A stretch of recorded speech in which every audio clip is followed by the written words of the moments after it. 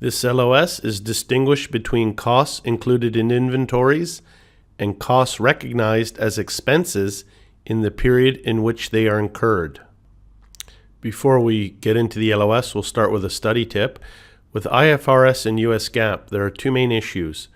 One is the initial recognition of costs on the balance sheet, i.e. what can be capitalized and what needs to be expensed. And this is both for not only inventories but also long-lived assets.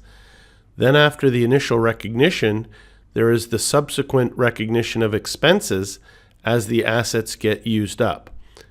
For example, then we're looking at the inventory method or the depreciation method. There are impacts on the financial statements depending on which inventory method or depreciation choice is used, and that's why we look at this in the CFA program. If you look at IFRS, International Accounting Standards, IAS, they have the background of the standard and the scope. Inventories is IAS 2, for example. The standard prescribes the accounting and treatment for inventories. The main issue with respect to accounting for inventory is the amount of cost to be recognized as an asset. In addition, the standard provides guidance on the determination of the cost and subsequent recognition of the expense, including write-down of inventory to its net realizable value. The standard also provides guidance on the cost flow assumptions, cost formulas that are to be used in assigning cost to inventories. Now we'll continue with a bit of an introduction. Merchandising and manufacturing companies generate revenues and profits through the sale of inventory. Further, inventory may represent a significant asset on these companies' balance sheets. Merchandisers, wholesalers, and retailers purchase inventory ready for sale from manufacturers and thus account for only one type of inventory, finished goods inventory. Manufacturers, however, purchase raw materials from suppliers and then add value by transforming the raw materials into finished goods. They typically classify inventory into three different categories: raw materials, work in process, and finished goods. Inventories and cost of sales, cost of goods sold, are significant items in the financial statements of many companies. Comparing the performance of these companies is challenging because of the allowable choices for valuing inventories. Differences in the choice of inventory valuation method can result in significantly different amounts being assigned to inventory and cost of sales.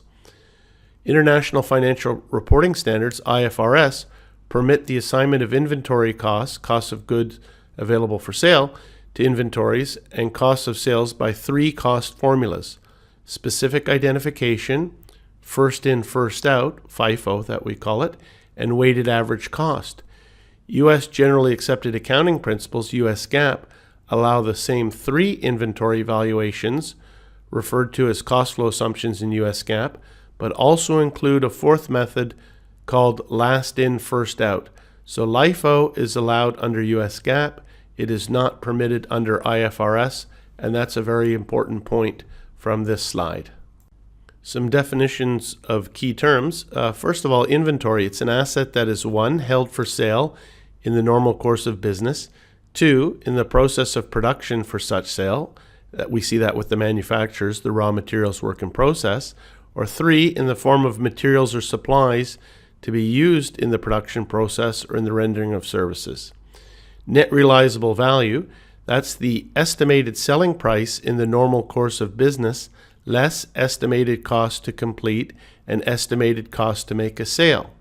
Fair value, that's the amount at which an asset could be exchanged or a liability settled between knowledgeable, willing parties in an arm's length transaction. In general, inventories are valued at the lower of cost and net realizable value. So again, as I've said quite a few times, a lot of the CFA exam is English test subject accounting in this case, so it's important to be on top of the vocabulary, and that's why I said the glossary in the text is a useful reference. Carrying on, the cost of inventory comprises all: 1, the cost of purchase; 2, the cost of conversion in a manufacturing environment; and 3, other costs incurred in bringing the inventories to their present location and condition. The costs of purchase include all of the purchase price, import duties, transportation costs, handling costs directly pertaining to the acquisition of the goods. Trade discounts and rebates are deducted when arriving at the cost of the purchase of the inventory. Certain costs are not included in valuing inventory. They are recognized as expenses during the period they are incurred. Examples of such costs are 1. Abnormal amounts of wasted materials, labor, or other production costs. 2. Storage costs unless they are essential to the production process. 3. Administrative overheads that do not contribute to bringing inventories to their present location and condition. And finally, 4. Selling costs. Cost of inventories. Under IFRS, the costs to include in inventories are all costs of purchase, costs of conversion, and other costs incurred in bringing the inventories to their present location and condition. The costs of purchase include the purchase price, import and tax-related duties, transport, insurance during transport, handling, and other costs directly attributable to the acquisition of finished goods, materials, and services. Trade discounts, rebates, and similar items reduce the price paid and the costs of purchase. The costs of a conversion include costs directly related to the units produced, such as direct labor and fixed and variable overheads. Including these product-related costs in inventory, i.e. as an asset, means that they will not be recognized as an expense, i.e. as a cost of sales, on the income statement until the inventory is sold. Both IFRS and US GAAP exclude the following costs from inventory: abnormal costs incurred as a result of waste of materials, labor, or other production conversion inputs, any storage costs, unless required as part of the production process, and all administrative overhead and selling costs. These excluded costs are treated as expenses and recognized on the income statement in the period in which they are incurred. So they're period costs and not product costs. A company which prepares its financial statements using IFRS wrote down its inventory value by 20,000 euros in 2009. In 2010, prices increased, and the same inventory was worth 30,000 euros more than its value at the end of 2009. Which of the following statements is most accurate? In 2010, the company's cost of sales, A, was unaffected, B, decreased by 20,000 euros, or C, decreased by 30,000 euros. The correct answer is B. Under IFRS, the recovery of a previous write-down is limited to the amount of the original write-down, which was 20,000 euros, and is reported as a decrease in the cost of sales. During the past year, a company's production facility was operating at 75% of capacity. The firm's costs were as follows, in millions. Fixed production overhead costs, 3 million. Raw materials costs, 6 million. Labor costs, 4 million. Freight in costs for raw materials, 1 million. Warehousing costs for finished goods, 2 million. The firm ended the year with no remaining work in process inventory. The total capitalized inventory cost in millions for the year is closest to A, 13.25 million, B, 15.25, or C, 16.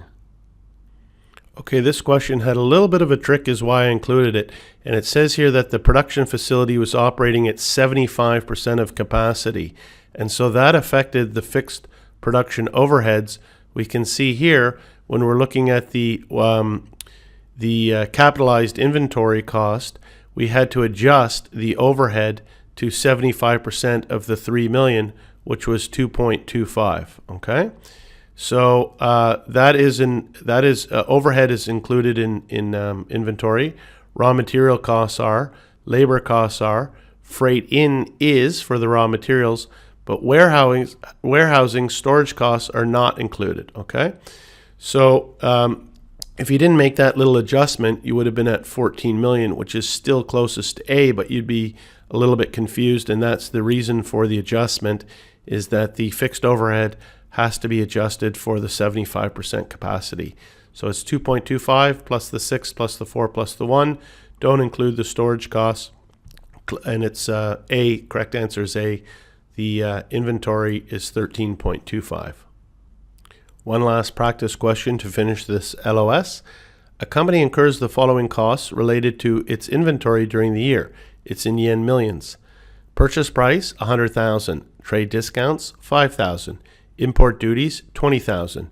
Shipping of raw materials to manufacturing facility, $10,000. Manufacturing conversion costs, $50,000. Abnormal costs as a result of waste material, $8,000.